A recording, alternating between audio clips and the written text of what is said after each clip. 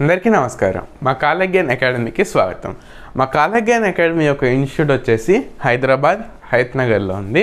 ఎవరైనా హయత్ నగర్లో కనుక ఉంటే మా కాలజ్ఞాన్ అకాడమీలో చేరవచ్చు. ఈరోజు క్లాస్లో వచ్చేసి మనం class 10th trigonometry full from basic నుంచి నేర్చుకుందాం. సో మనకి ఇచ్చిన ఈ క్వశ్చన్ని ఎట్లా సాల్వ్ చేయాలో చూద్దాం. So the side of a right angle triangle QPR are PQ is equals to 7 centimeters, QR is equals to 25 centimeters and angle P is equals to 90 respectively. Then find tan Q minus tan R.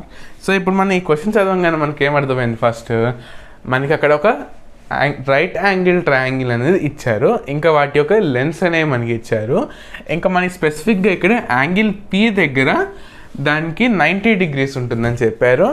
ఇంకా మనకి ఏం కనుక్కోమన్నాడు, tan Q minus tan R యొక్క values అనేది మనల్ని కనుక్కోమన్నాడు.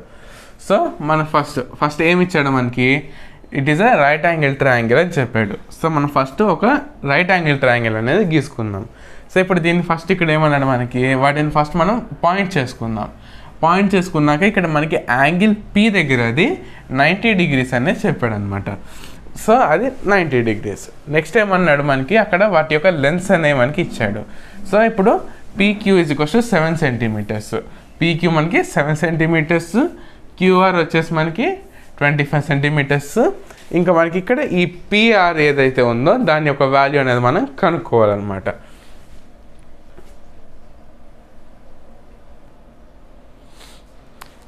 ఇక్కడ మనకి figure అనేది compulsory గీసుకోవాలి. ఇప్పుడు ఆ క్వశ్చన్ అర్థం చేసుకొని మనం ఫిగర్ అనేది కరెక్ట్గా గీసుకుంటే మనకి క్వశ్చన్ చేసేటప్పుడు కన్ఫ్యూజ్ కాకుండా క్వశ్చన్ అనేది మనం కరెక్ట్గా సాల్వ్ చేసుకుంటాం, అంటే మిస్గైడ్ కాకుండా మనం క్వశ్చన్ అనేది ఈజీగా సాల్వ్ చేసుకోగలుగుతాం అనమాట. సో ఎక్కడ కన్ఫ్యూజన్ లేకుండా ఆ క్వశ్చన్ ఏదైతే డయాగ్రామ్ ఉందో దాన్ని యాస్టీస్గా మనం కనుక విజువలైజ్ చేసుకొని కనుక గీసుకుంటే హాఫ్ ఆఫ్ ది ప్రాబ్లం అనేది మనకి ఇక్కడే సాల్వ్ అయిపోతుంది అనమాట. సో ఇప్పుడు మనకి ఇక్కడ PR అనే వాల్యూని మనం కనుక్కోవాలి. సో ఆ వాల్యూని ఎట్లా కనుక్కుంటాం, మనకి ఇక్కడ ఒక ఫార్ములా అనేది ఉంది. ఆ ఫార్ములా వచ్చేసి పైథాగరస్ థీరం అనమాట. సో మనం ఏం నేర్చుకుని మనం ఫుల్ ఫ్రమ్ బేసిక్ అనేది నేర్చుకుంటే మనకి ఫర్దర్గా మనకి హైయర్ సెక్షన్స్కి వెళ్ళినప్పుడు మనకి చాలా ఈజీగా అనేది ఉంటుందన్నమాట. సో ప్రతిదీ మనం ఫార్ములాస్తో ప్రతి ఒక్క ఫార్ములా అనేది నేర్చుకొని కనుక ఉంటే మనకి చాలా ఈజీగా ఉంటుందన్నమాట.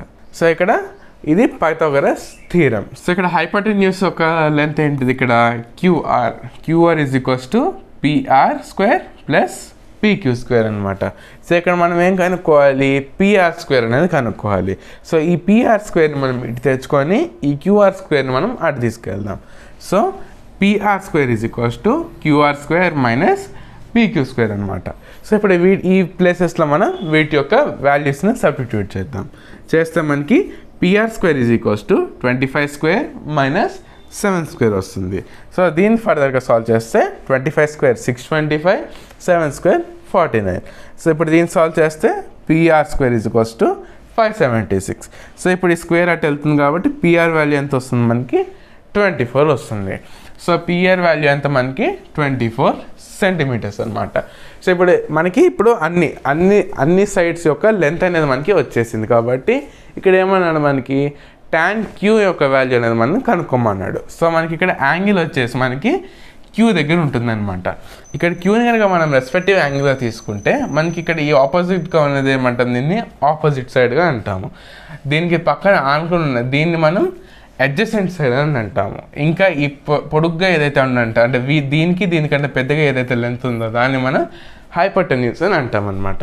సో ఇక్కడ మనల్ని ఏం కనుక్కోమన్నాడు, tan Q అనేది మనల్ని కనుక్కోమన్నాడు. సో tan Q యొక్క ఫార్ములా వచ్చేసి ఏంటిది, ఆపోజిట్ బై అడ్జసెంట్ అనమాట. సో ఇక్కడ ఆపోజిట్ వచ్చేసి ఏంటిది మనకి ఇక్కడ 24/7 అనమాట. సో దీని వాల్యూ వచ్చేసి 24/7. నెక్స్ట్ టైం కనుక్కోమన్నాడు మనల్ని tan R యొక్క వాల్యూ కనుక్కోమన్నాడు. సో tan R ఇక్కడ మనం చూసుకున్నట్లయితే మనకి యాంగిల్ ఎక్కడైతే ఇచ్చాడో దాన్ని బట్టి మనకి అక్కడ ఆపోజిట్ ఇంకా అడ్జసెంట్ వాల్యూస్ అనేవి చేంజ్ అవుతాయి అన్నమాట. సో ఇప్పుడు మనకి ఇక్కడ R ఇచ్చాడు. సో R పర్స్పెక్టివ్ నుంచి మనం కనుక చూసుకున్నట్లయితే ఇది ఆపోజిట్ అవుతుంది. సో ఇది వచ్చేసి మనకి ఆపోజిట్ సైడ్, ఇంకా ఇది వచ్చేసి మనకి అడ్జసెంట్ సైడ్ అనమాట. సో ఇక్కడ మనం నెక్స్ట్ టైం కనుక్కోమన్నాడు మనల్ని ఇక్కడ tan R యొక్క వాల్యూ కనుక్కోమన్నాడు. So tan R is equals to మనకి ఆపోజిట్ బై అడ్జసెంట్ అనమాట. సో ఇక్కడ మనకి tan r యొక్క స్పెసిఫిక్టివ్ నుంచి మనకి ఇది ఆపోజిట్ అవుతుంది, ఇది అడ్జసెంట్ అవుతుంది. సో ఈ కేసులో tan r కేసులో మనకి ఆపోజిట్ ఏమవుతుంది 7 అవుతుంది. కానీ మనకి ఇక్కడ ఇక్కడ క్యూ ప్లేస్లో మనకి ఇక్కడ ఆపోజిట్ వచ్చేసి 24. ఈ ఒక్కదాన్ని కనుక మనం జాగ్రత్తగా చూసుకొని కనుక ఇక్కడ దాని యొక్క వాల్యూస్ కనుక సబ్స్టిట్యూట్ చేస్తే మన ఆన్సర్ అనేది కరెక్ట్గా వస్తుంది అనమాట. సో ఇప్పుడు మనం వీటి వాల్యూస్ని సబ్స్టిట్యూట్ చేస్తే ఏమొస్తుంది మనకి 7/24 వస్తుంది. సో ఇప్పుడు మనకి tan q వాల్యూ వచ్చేసింది, tan r యొక్క వాల్యూ కూడా వచ్చేసింది. సో ఇప్పుడు మనం ఆ రెండింటిని మైనస్ చేసి చూద్దాం. So tan q minus tan r వాటి వాల్యూస్ 24/7 మైనస్ 7/4. సో ఇప్పుడు మనం ఇక్కడ ఎల్సిఎం తీసుకోవాలి. ఎల్సిఎంలో చాలామంది తప్పులు చేస్తుంటారు. సో చాలా జాగ్రత్తగా ఎల్సిఎం అనేది తీసుకోవాలి. సో ఇక్కడ ఎల్సిఎం తీసుకుంటే మనకి ఏమొస్తుంది 168 అనేది వస్తుంది. సో ఇప్పుడు ఎల్సిఎం తీసిన తర్వాత దీన్ని మనం 24 × 24 మైనస్ 7 × 7 వస్తుంది అనమాట.